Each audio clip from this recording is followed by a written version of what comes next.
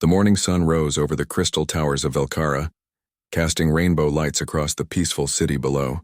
Ambassador Lyra Ven stood on her balcony, watching the daily life of her people unfold in the streets. Vendors opened their shops. Children laughed as they ran to school. Artists set up their easels in the parks. Everything was as it should be. Then the sky turned red. Lyra's communicator buzzed with urgent alerts. Her hands trembled as she read the first message. The outer colony of Nexar Prime had gone silent. No distress call. No warning. Just silence. Within an hour, 3 more colonies stopped responding. By sunset, half of the Velkan Coalition's 12 worlds had disappeared from the network. The last transmission from the colony on Hexar showed something that would haunt Lyra forever. Massive ships, organic and pulsing with sickly green light, descended from the sky. From them poured creatures that looked like nightmares made flesh. Insect-like beings with razor-sharp claws and mandibles that could tear through metal. They moved in swarms, thousands upon thousands, consuming everything in their path. The transmission ended with screaming. The Velkan High Council gathered in emergency session. Lyra had never seen such fear in her people before. The Velkans were a peaceful race. They had not fought a war in over 300 years. Their military existed only for ceremony and parade. The few weapons they possessed were old, relics from a violent past they had long since abandoned. Council leader Theron stood before the assembly, his translucent skin flickering with colors that showed distress and confusion. "We have identified the attackers," he said, his voice barely steady. "They are called the Kresh, a hive species that spreads through the galaxy like a plague. They consume entire worlds, taking resources and leaving nothing but dead rock behind." "How many are there?" someone asked. "Billions," Theron replied. "Maybe more. They breed rapidly and care nothing for their own losses. Every world they take gives them more resources to create more soldiers." "What about our defenses?" another council member asked. Theron's colors shifted to deep blue, the color of sorrow. "Our defense fleet engaged them at Hexar, 20 ships against their swarm. None of our ships survived. The battle lasted less than an hour." Silence fell over the chamber. 20 ships was a significant portion of their entire military, and they had been swept aside like dust. "We must ask for help," Lyra said, standing. "The Galactic Council exists for situations like this. We must send a formal request for military aid." The vote was unanimous. Within hours, Lyra found herself on a transport ship headed for the council station, carrying with her recordings of the Kresh attacks and a desperate plea for assistance. The Galactic Council chamber was vast, with representatives from dozens of species arranged in a great circle. Lyra had attended many sessions here over the years, always for peaceful negotiations or cultural exchanges. She had never imagined she would stand here begging for her people's survival. She played the recordings. The chamber watched in silence as the Kresh tore through Velkan colonies. She showed them the casualty numbers. 3 billion dead in just 2 weeks. More would follow unless someone helped. When the recordings ended, Lyra looked around at the assembled representatives. "The Kresh will not stop with us," she said. "Once they have consumed our worlds, they will move on to others. Today it is the Velkans. Tomorrow it could be any of you. Please, we need your help." The Haskari representative spoke first. His species were warriors, known throughout the galaxy for their strength. Surely they would help. "The Haskari Dominion sympathizes with your situation," he said. "However, our fleets are currently engaged in border disputes in the Outer Rim. We cannot spare ships at this time." Lyra felt her hope crack. "But surely you can send something.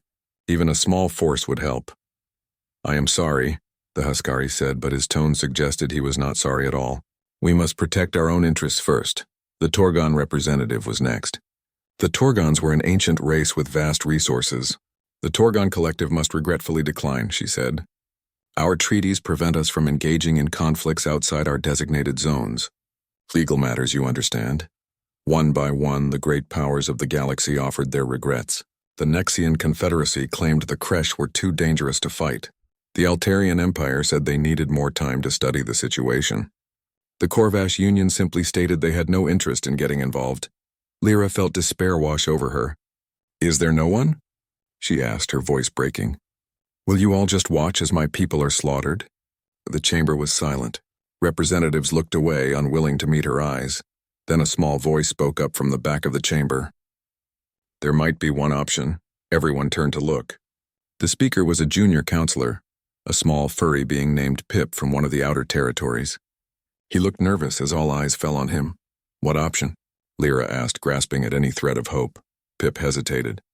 "Well, there is one species that might help. Though they are somewhat controversial." "Who?" Lyra demanded. "I will take help from anyone at this point." "The humans," Pip said quietly. "From the planet they call Earth." A ripple of reaction passed through the chamber. Lyra knew little about humans. They were a relatively new species to the galactic community, having achieved faster-than-light travel only 50 years ago. She had never met one personally. "Why would humans be controversial?" Lyra asked. The Huskari representative laughed, though there was no humor in it. "Because they come from a death world, Ambassador. Their planet would kill most species within hours. High gravity, corrosive atmosphere, extreme temperature variations, and filled with predatory life. The humans evolved as apex predators themselves. They hunt their own food," another representative added with disgust. "Even now, after achieving space travel, they still engage in the killing of animals for consumption. Their entire history is warfare," a third said. "They have fought wars on their own planet for thousands of years. Some of their conflicts killed millions of their own kind." Pip spoke up again, his voice small but determined. "But they are also known for helping others. When the mining colony on Trath 7 had that collapse 3 years ago, human rescue teams were the first to arrive. They saved over 500 miners, working for days without rest in conditions that would have killed other species." "That was a rescue operation," the Huskari said dismissively. "Not warfare." "There is a difference, is there?" Lyra asked quietly. "Right now I need warriors. I need people who know how to fight and are not afraid to do so. If the humans are as dangerous as you say, then perhaps that is exactly what we need." The chamber erupted in discussion. Some representatives argued against involving the humans. They said it was dangerous, that humanity was unpredictable and violent. Others remained silent, clearly uncomfortable with the entire situation. Finally, Theron, who had traveled with Lyra to the council station, stood beside her. "It seems the great powers of the galaxy have made their choice," he said, his voice carrying across the chamber. "They will not help us, so we must turn to those who will. Ambassador Lyra, you have my authorization to contact the humans and request their aid." Lyra nodded. Her people were dying while the galaxy debated and made excuses. She would take help from anyone willing to give it, even if they were these frightening humans from their death world. The message was sent that very day. It was simple and direct. The Velkan coalition was under attack. They needed military assistance. Could humanity help? Then came the hardest part, waiting for a response. Lyra returned to Velkara to find the situation had grown worse. 2 more colonies had fallen. The Kresh were now approaching the inner systems. Some estimates gave them only weeks before the swarm reached the homeworld itself. She stood on her balcony again, looking up at the stars. Somewhere out there was Earth, home to these humans that everyone seemed to fear. Would they help? Could they help? Or would the Velkans die alone, abandoned by a galaxy too afraid to act? 3 days later, the response came. It was a simple message, but it changed everything. "Help is on the way. Humanity stands with you." Colonel Jack Hayes walked through the corridors of the UES Liberty, his boots echoing against the metal floors. The ship was the newest in Earth's deep space fleet, built specifically for long-range operations. Its crew of 300 were among the best humanity had to offer. Jack had handpicked most of them himself over the past 5 years. He entered the main briefing room where his command staff waited. The lights dimmed as he took his seat at the head of the table. On the large screen before them, images from the Velkan distress call played in silence. Burning cities, fleeing civilians, massive insect-like creatures tearing through buildings, the death toll climbing higher with each passing hour. Lieutenant Commander Kate Morrison sat to Jack's right.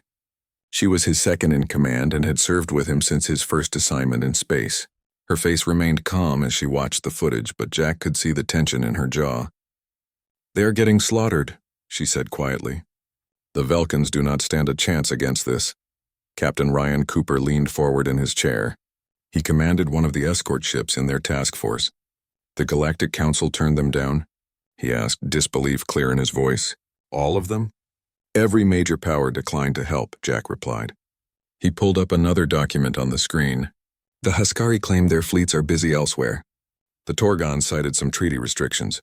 The Nexians said the threat was too dangerous. Everyone had an excuse. So they came to us, Major Lisa Grant said. She commanded the Liberty's Marine contingent, the newest members of the Galactic community. The species everyone is afraid of. Jack nodded slowly. Earth Command wants our recommendation. They want to know if we have the capability to help these people. If we should even try. Commander Ben Carter was Jack's tactical officer. He had spent the last 3 hours studying everything they knew about the Kresh. Now he stood and activated a holographic display above the table. The display showed a 3-dimensional map of Kresh attack patterns. The Kresh fight like insects, Ben explained. Pure swarm tactics. They overwhelm their enemies with numbers and aggression. No complex strategy. No clever maneuvers. Just wave after wave of soldiers who do not care if they die. And the Velkans? Jack asked. They are pacifists by nature, Ben continued. Their species has not fought a real war in 300 years. Their weapons are outdated. Their military training is almost non-existent. They have been trying to defend fixed positions, which is exactly the wrong approach against an enemy like this. So they need help, Kate said. The question is whether we can provide it. Jack stood and walked to the display. He studied the tactical information, his mind running through scenarios. The room remained silent as his officers waited. They had been through dangerous situations before. First contact missions that went wrong, border disputes with aggressive species, rescue operations in hostile territory. But this was different. This was war on a scale Earth had not seen in decades. Let me tell you what I think, Jack said finally. He turned to face his crew. The galaxy has been watching us since we joined their community 50 years ago. They look at Earth and see a death world. They see a species that evolved as hunters. They read our history and see thousands of years of warfare. They call us violent, dangerous, unpredictable. They are not entirely wrong, Ryan said quietly. No, they are not, Jack agreed. We do come from a harsh world. We did evolve as predators. Our history is full of conflict and bloodshed. But there is something they do not understand about us. Something important. What is that, sir? Lisa asked. We learned when to fight and what to fight for, Jack said. Yes, we can be dangerous. Yes, we know how to wage war. But we also know why wars should be fought. We fight to protect. We fight to defend those who cannot defend themselves. That is what makes us different from mindless aggressors like the Kresh. He looked at each officer in turn. The galaxy is afraid of us. Maybe they have a right to be. But not because we are monsters. They should be afraid because when someone asks us for help, we answer. When we see innocent people being slaughtered, we do not make excuses. We do not hide behind treaties and borders. We act, Kate smiled slightly. You have already made your decision. I have, Jack confirmed. Send a message to Earth Command. Tell them that Task Force Liberty is deploying to Velkan space immediately. Tell them we are going to show the galaxy what humanity does when someone needs help. The room came alive with activity. Officers returned to their stations. Orders were issued. The Liberty's engines began their startup sequence. Within 2 hours, the ship and its escort vessels were ready to depart. Jack stood on the bridge watching the view screen as Earth hung in space before them. Home. He wondered if he would see it again. The Kresh had destroyed dozens of species. They had conquered hundreds of worlds. What chance did one human task force have against such an enemy? But then he thought about his crew. He thought about the millions of men and women serving in Earth's military. They came from every nation, every culture, every background, but they all shared something fundamental. They believed that strength should be used to protect the weak, that the strong had a responsibility to stand against evil. All ships report ready, Kate announced from her station. Then let us go make some new friends, Jack said. Helm, take us out. Maximum speed to Velkan space. The Liberty jumped to hyperspace, followed by its escort ships. Behind them, Earth received their report and began mobilizing additional forces. The call had gone out across the planet.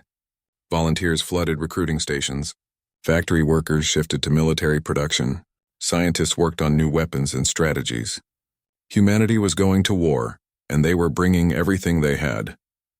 News of the deployment spread quickly through the galactic community. Reactions were mixed. Some species expressed support for the humanitarian mission. Others warned that humanity was being reckless, that they would suffer the same fate as the Velkans. A few suggested that perhaps the humans would prove as dangerous as the Kresh themselves. On Velkara, Ambassador Lyra received the news that humans were coming. She shared it with the High Council, and for the first time in weeks she saw hope in their colors. But that hope was fragile. They had seen what the creche could do. Would these humans really be able to help? Or were they just rushing to their own deaths? The Liberty traveled through hyperspace for 3 days. During that time, Jack and his officers planned their approach. Ben created tactical simulations based on creche behavior patterns. Lisa drilled her Marines on boarding actions and ground combat. Ryan coordinated with the escort ship captains to establish battle formations. Kate found Jack in his quarters late one night. He was reviewing casualty projections, his face illuminated by the blue glow of his datapad. "You should get some sleep," she said. "I will," Jack replied. "Just want to be prepared." Kate sat down across from him. "We are going into this outnumbered. The creche have destroyed civilizations that were far more advanced than the Vulcans. What makes you think we can do better?" "Because we are human," Jack said simply. "We come from a world that tried to kill us every day. We survived ice ages and plagues and natural disasters that would have ended other species. We learned to adapt, to overcome, to never give up. That is our advantage. And if it is not enough?" Kate asked. Jack looked at her directly. "Then at least we tried. At least we stood up when others would not. That has to mean something." On the third day, the Liberty dropped out of hyperspace at the edge of Vulcan space. What they found there would test everything Jack believed about humanity's place in the galaxy. The view screen showed the Vulcan home system. It should have been beautiful, with its blue-green planet and orbital stations gleaming in the light of its sun. Instead, it was a war zone. Hundreds of creche bioships swarmed around the planet like insects around rotting meat. The orbital platforms were under attack. Below, the capital world burned. Vulcan defense ships retreated in disorder, firing desperately at an enemy that seemed endless. "Get me a full tactical scan," Jack ordered, his voice steady despite what he was seeing. Ben worked quickly at his station. "Creche forces have breached the inner defensive perimeter. I count at least 400 hostile vessels. Vulcan ships are falling back to the planet's surface. Sir, they are not even trying to fight anymore. They are just running." "Look at those numbers," Ryan said from the communication station. "We are outnumbered 40-1. Jack studied the tactical display. He thought about turning back, about reporting to Earth Command that the situation was hopeless, that the Vulcans were already lost. It would be the smart choice, the safe choice. No one would blame him for retreating in the face of such overwhelming odds. But then he thought about the message they had sent. "Help is on the way. Humanity stands with you." If they left now, those words would be empty, meaningless. And the galaxy would be right to fear humanity, because they would be nothing more than cowards hiding behind brave words. "Open a channel on all frequencies," Jack ordered. The communications officer looked surprised, but complied. "Channel open, sir." Jack took a deep breath. "This is Colonel Jack Hayes of the United Earthship Liberty to all creche forces. You are hereby ordered to cease all hostile actions and withdraw from Vulcan space immediately. This is your only warning." The creche fighters closed the distance rapidly. On the Liberty's tactical display, they appeared as red dots swarming toward the human ships. There were at least 60 of them in the first wave, each one a living weapon bred for war. Their organic hulls pulsed with bioluminescent organs that glowed a sickly green color. Jack watched them come with the calm focus of a veteran commander. "Target priority is the closest threats. Point defense systems, you are authorized to engage." The Liberty's weapons officer pressed several controls. Point defense active. "Engaging now." The ship's railguns opened fire first. These were not energy weapons like most galactic species used. They were magnetic accelerators that fired solid tungsten slugs at incredible speeds.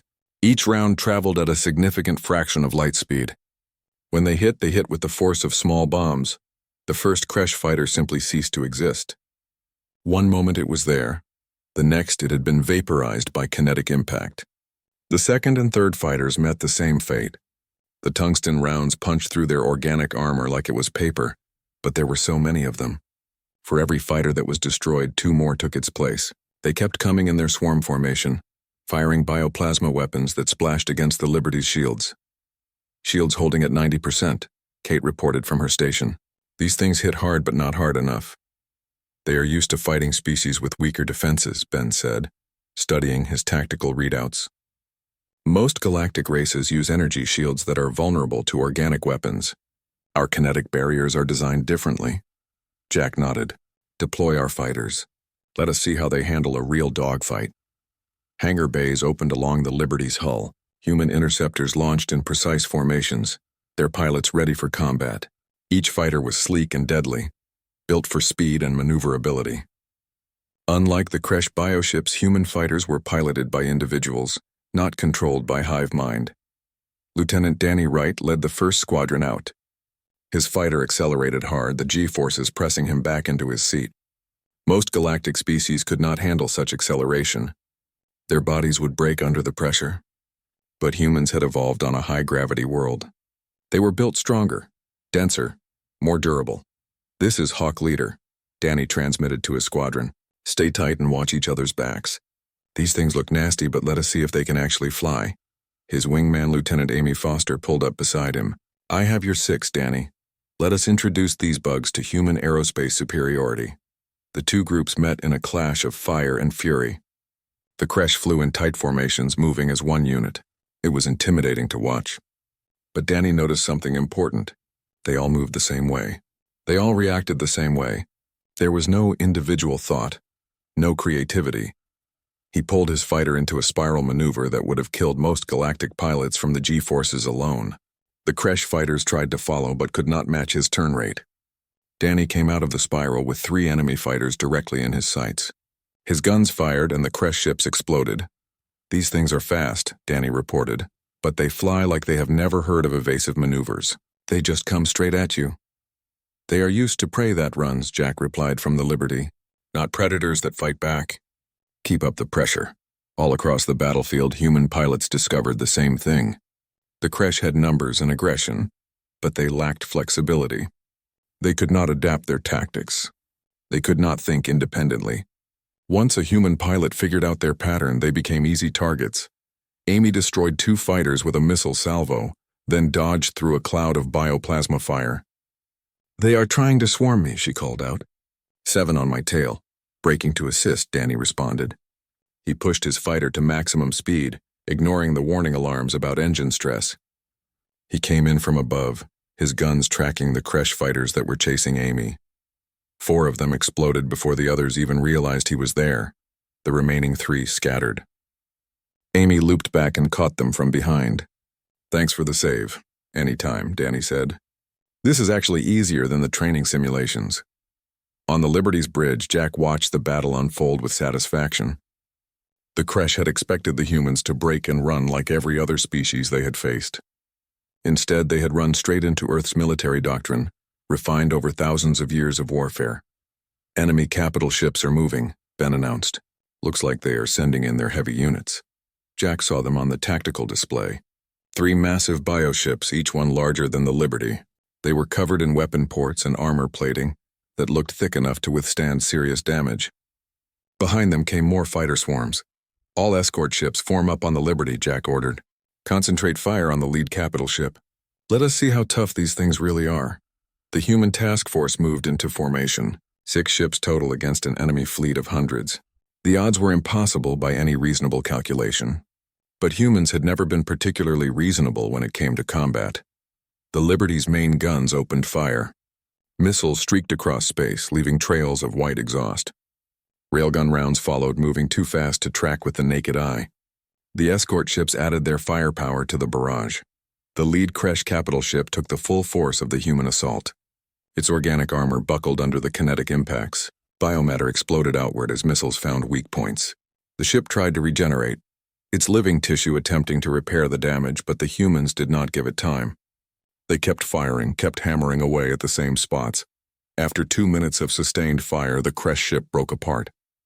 Its internal structures could not handle the damage. The massive vessel split in 2, atmosphere and biofluids venting into space. "Target destroyed," Kate reported with satisfaction. "The other 2 capital ships are holding position. I think we surprised them." "They are probably trying to figure out what just happened," Ryan said. "They have never faced weapons like ours before." Jack studied the tactical situation. The Kresh were hesitating. It was just a moment, just a brief pause in their assault, but it was significant. For the first time in their invasion of Velkan space, they had encountered an enemy that hurt them. Press the advantage, Jack ordered. Target the second capital ship. All fighters, keep those swarms off our backs. The battle raged for another hour. The Kresh kept sending wave after wave of fighters, but human pilots cut through them with practiced efficiency. The second capital ship fell to concentrated fire from the human fleet. The third tried to retreat but was caught by a missile barrage that crippled its engines. Slowly, something changed in the Kresh formation. Their attacks became less coordinated, their movements less certain. They had come to Velkan space expecting easy prey. Instead, they had found predators. Sir, the Kresh fleet is withdrawing, Ben announced, surprise clear in his voice. They are actually pulling back. Jack watched the tactical display as the Kresh ships began to retreat. They left behind dozens of destroyed fighters and 3 ruined capital ships. Human losses were minimal. A few fighters had taken damage. The Liberty shields were down to 70%. But no one had died. No ships had been lost, let them go, Jack said. We made our point.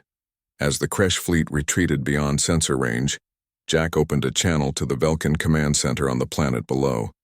This is Colonel Jack Hayes to Velkan Command. We have driven off the immediate threat. What is your situation? There was a moment of silence. Then a voice responded, speaking in accented but clear English. It was Ambassador Lyra. Her voice was filled with emotions that her translator struggled to convey. Colonel Hayes, this is Ambassador Lyra Venn. We watched the battle from our command center. We could not believe what we were seeing. You fought so few against so many and you won. We did what needed to be done, Jack replied. But this was just one battle. The Kresh will be back with more forces. We need to prepare your defenses. Yes, of course, Lyra said. Please, will you come to the surface? Our High Council wishes to meet you, to thank you, to understand how you did what you did. Jack looked at Kate, who nodded. Tell them we will send a shuttle down within the hour. But Ambassador, you need to understand something. We did not come here just to fight your battles for you. We came to teach you how to fight them yourselves. I do not understand, Lyra said. You will, Jack promised. Humanity believes that every species has the right to defend itself. We will stand with you against the Kresh, but we will also show you how to stand on your own, because we will not always be here and you need to be ready for that. The channel closed. Jack stood and stretched, feeling the tension leave his muscles. Around him, his crew began damage assessment and repair operations. The Liberty had taken a beating, but nothing serious. They had been lucky. Ryan approached him with a data pad. Sir, we are receiving messages from across the Galactic network. News of the battle spread fast. Everyone wants to know how we did it.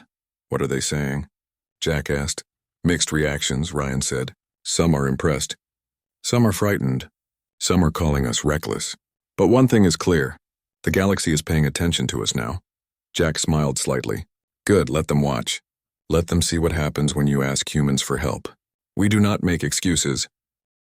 The human shuttle landed in the central plaza of Velkara's capital city.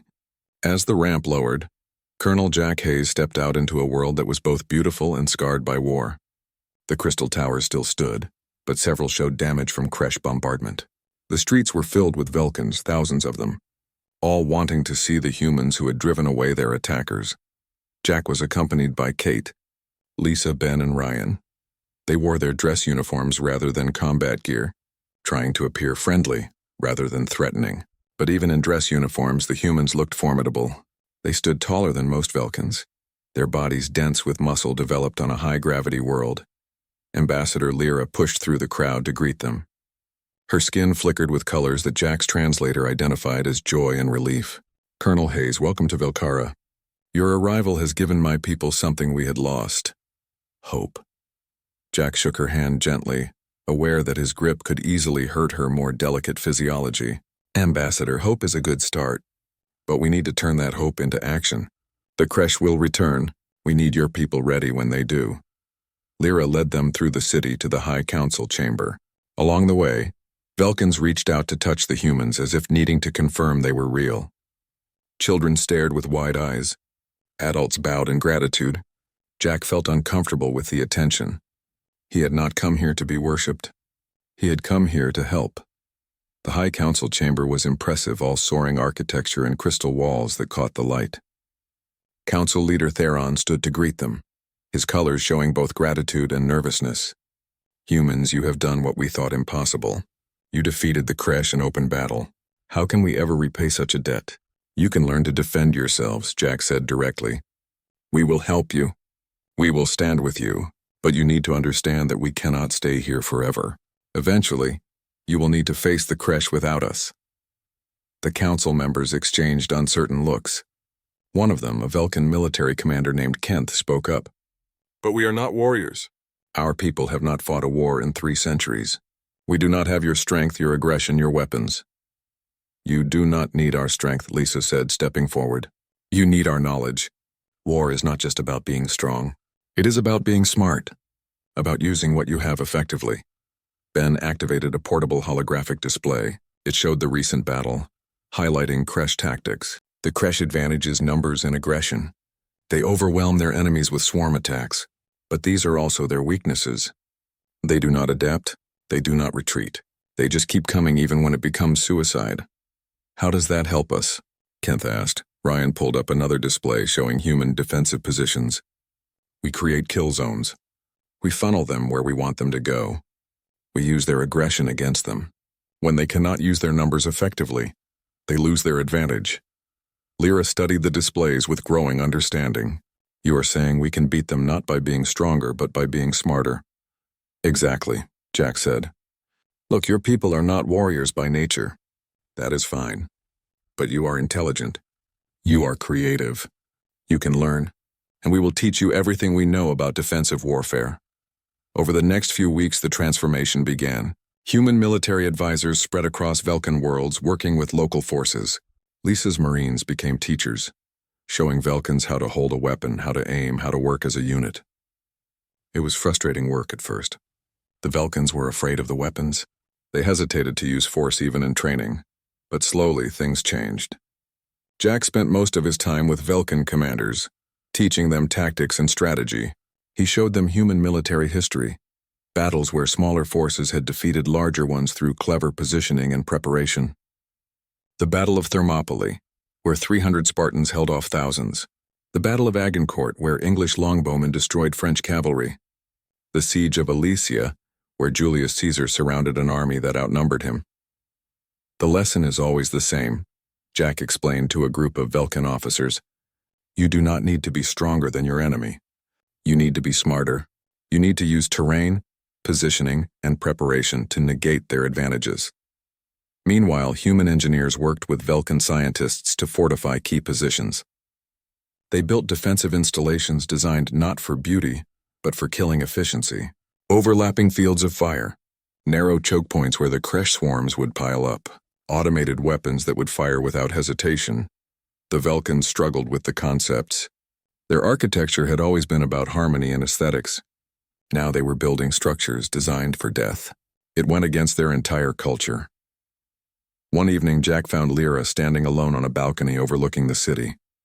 She was watching construction crews work on a new defensive wall. Her colors were muted, showing sadness. Having second thoughts? Jack asked, joining her. We are changing, Lyra said quietly, becoming something we swore we would never be again. Our ancestors fought terrible wars. We promised ourselves we were done with violence forever. And that promise was beautiful, Jack said. You built an amazing civilization based on peace and cooperation. That is something to be proud of.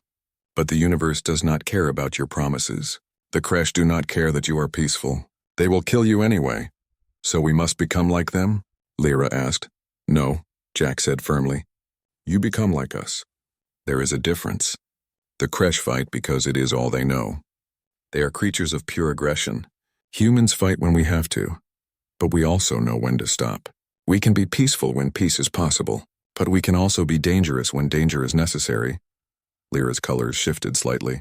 And after the war? If we survive? What happens to us then? You go back to being Velkans, Jack said.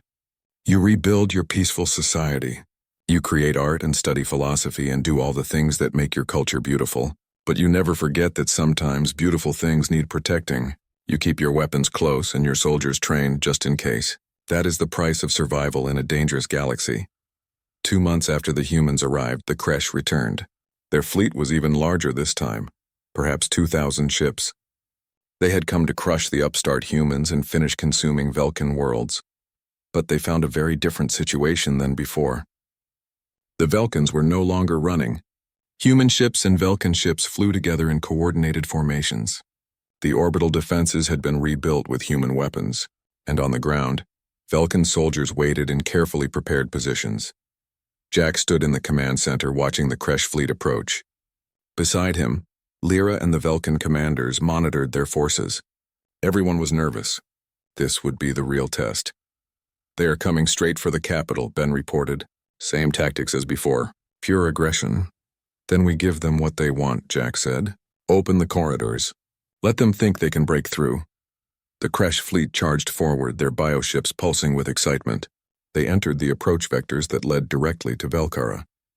But these vectors had been carefully prepared. The Kresh found themselves funneled into narrow lanes of space where they could not spread out, could not use their numbers effectively. And then the trap closed. Human and Velkan ships opened fire from elevated positions. The Kresh ships, packed tightly together, could not maneuver. They could not escape. They just kept pushing forward into the killing field. Automated defense platforms added their fire to the barrage. Missiles streaked through space in carefully programmed patterns. Railguns fired in coordinated volleys. The Kresh died by the hundreds, their bioships exploding or breaking apart under the sustained assault. In the command center, a young Velkan officer named Para watched her display screen with wide eyes. "It is working," she said, her voice filled with amazement. "The plan is actually working." "Of course it is working," Kate said calmly. "This is basic military strategy. The Kresh never learned to fight smart. They only know how to fight hard." The battle raged for hours. The Kresh kept coming, kept throwing themselves at the defenses, but they could not break through. Every attack was anticipated. Every move had been planned for. Slowly, inevitably, the Kresh fleet was ground down. On the planet's surface, some Kresh managed to land troops. This was what Lisa had been preparing for. Velkan soldiers took up positions in the defensive works that had been built. When the Kresh came charging forward in their swarms, they ran straight into prepared fire zones. Lisa walked among the Velkan troops, her voice calm and steady.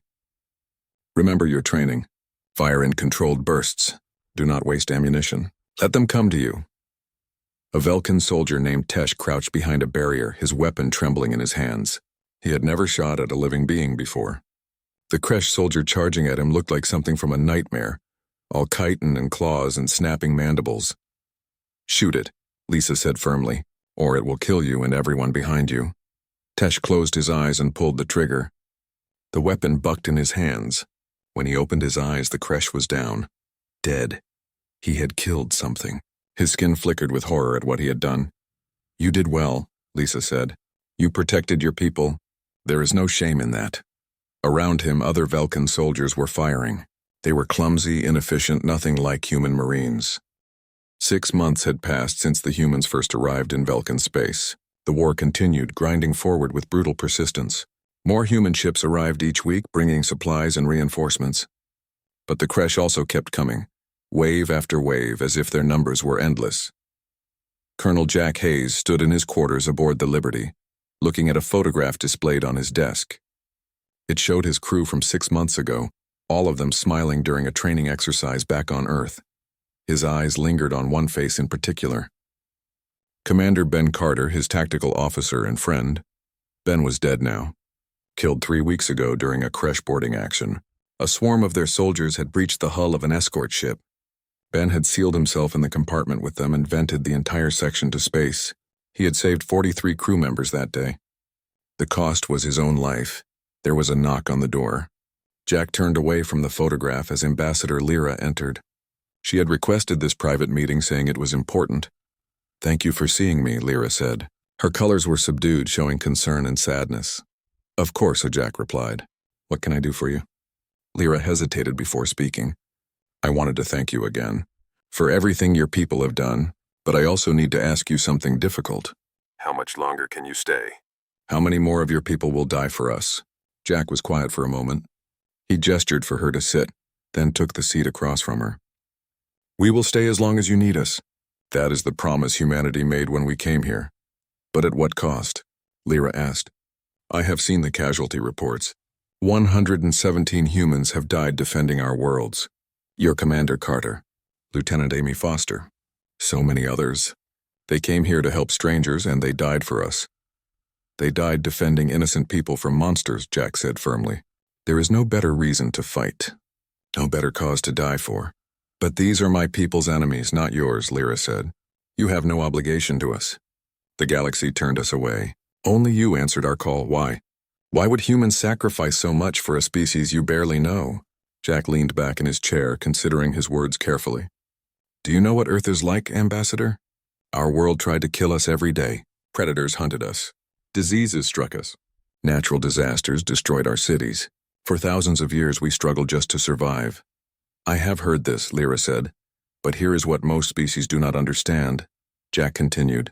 That harsh world taught us more than just how to fight. It taught us that we are stronger together, that we survive by protecting each other.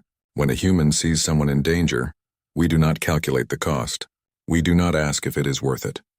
We just act. It is built into who we are. Even for strangers? Lyra asked. Especially for strangers, Jack said. Because today you are strangers. But tomorrow, after we have fought beside each other, bled beside each other, you will be allies. And the day after that, friends.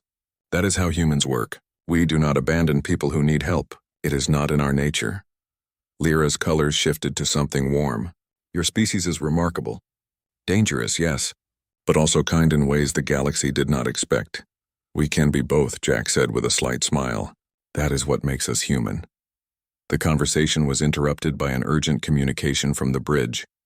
Kate's voice came through, tense and focused. Colonel, we have a situation. Our scouts have located the Kresh command ship. It is the Hive Queen's vessel. Take her out and this war is over. Jack was on his feet immediately. I am on my way. Ambassador, you should return to the command center. The bridge was alive with activity when Jack arrived. The main display showed a massive bioship, larger than anything the Kresh had deployed before. It was surrounded by hundreds of escort vessels, all of them protecting their queen. How certain are we? Jack asked. Ben's replacement, a young officer named Greg Porter, spoke up. Intelligence confirms it, sir.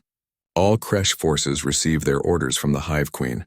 She controls them through some kind of biological network. Kill her and the entire fleet becomes directionless. They will be defending her with everything they have, Kate warned. This will not be like the other battles. Jack studied the tactical display. The Queen's ship was positioned deep within Kresh-controlled space. Getting to her would require punching through heavy defenses. Ships would be lost. People would die. But if they succeeded, the war would end. Send the word to all human and Velkan forces, Jack ordered. We are going after the Queen. This is our chance to finish this. The message spread rapidly. Every human ship in the system began moving into position. Velkan vessels joined them, their crews now experienced after months of combat. Even civilian ships volunteered to help, carrying supplies or providing support. Ambassador Lyra stood in the Velkan command center, watching the fleet assemble. Beside her, Council Leader Theron spoke quietly. They are going to sacrifice themselves for us. To end this war, then we must ensure their sacrifice is not wasted, Lyra said. Send every ship we have. The humans stood with us when no one else would. Now we stand with them. The combined fleet jumped to hyperspace. When they emerged near the Queen's position, they found exactly what they expected. The Kresh were waiting. Thousands of ships filled space, all of them positioned to protect their queen. Well, Ryan said from his station, they certainly brought everything they had. So did we, Jack replied. All ships engage at will. Target priority is the Queen's vessel. Everything else is secondary. The battle that followed was the largest of the war. Ship fought ship across a vast stretch of space. Human railguns fired until their barrels melted. Velkan energy weapons blazed. Kresh bioplasma weapons lit up the darkness. It was chaos on a scale that defied comprehension. Lieutenant Danny Wright led his fighter squadron in a desperate push toward the Queen's ship. Half his squadron was gone within the first 10 minutes. Enemy fire came from every direction. His instruments were screaming warnings. But he kept flying, kept fighting because that was what humans did. This is Hawk Leader, he transmitted. I am making a run on the primary target. If I do not make it, tell my family I love them. You will make it, Amy's voice came back. Then he remembered. Amy was dead, killed 2 months ago during a surface battle. The voice was just his imagination, his mind playing tricks under stress. but her words gave him strength anyway. He pushed his fighter to maximum speed, dodging through defensive fire that would have been impossible to survive by any rational calculation. His missiles locked onto the Queen's ship. He fired everything he had. The missiles struck true, punching through the organic armor. Other human fighters followed his lead, pouring fire into the breach he had created. The Queen's ship shuddered under the assault. On the Liberty, Jack watched as the Queen's vessel began to break apart. "All ships, concentrate fire on that breach. Do not let up." The combined human and Velkan fleet poured everything they had into the dying Queen's ship. Railgun rounds, missiles, energy beams. The massive vessel could not withstand it. With a final spasm, it exploded, taking dozens of nearby Kresh ships with it. And then something incredible happened. The remaining Kresh ships just stopped. They drifted in space, their weapons silent. Without their queen to direct them, the hive mind had collapsed. The Kresh were no longer an army. They were just confused animals floating in the void. "Cease fire," Jack ordered. "The battle is over." Silence fell across the fleet. Then slowly cheers began to break out. On Velkan ships, crews celebrated. On human ships, exhausted sailors allowed themselves to feel relief. The war was over. They had won, but the cost had been terrible. Jack pulled up the casualty reports. 237 humans dead, 8 ships destroyed, thousands of Velkans killed, entire colonies devastated. The price of victory was written in blood and grief. In the weeks that followed, the galaxy watched in amazement as the cleanup began. The Kresh without their queen were easily contained. Some were destroyed. Others simply drifted away into deep space. The threat that had consumed dozens of civilizations was ended. The Galactic Council sent a formal delegation to Velkara. They came with apologies and offers of reconstruction aid. They also came with a new treaty, offering humanity a permanent seat on the council itself. Jack attended the signing ceremony, now promoted to general. He wore his dress uniform with the medals he had earned during the war. But his expression was somber rather than triumphant. Ambassador Lyra gave a speech that was broadcast across the entire galaxy. "The Velkan people asked for help when we faced extinction," she said. "The great powers of the galaxy turned us away. They were afraid. They made excuses. But humanity answered our call. Not because they had to, not because it benefited them, but because it was the right thing to do." She paused, her colors showing deep emotion. Humans came from a world that most species would call hell. They evolved as predators in a place of constant danger. The galaxy feared them because of this, called them Deathworlders, said they were too violent, too dangerous. But we learned the truth. Yes, humans are dangerous. Yes, they know how to fight. But they use that strength to protect, not to conquer. They fight for those who cannot fight for themselves. That is not something to fear. That is something to admire. Later, as the Liberty prepared to return to Earth,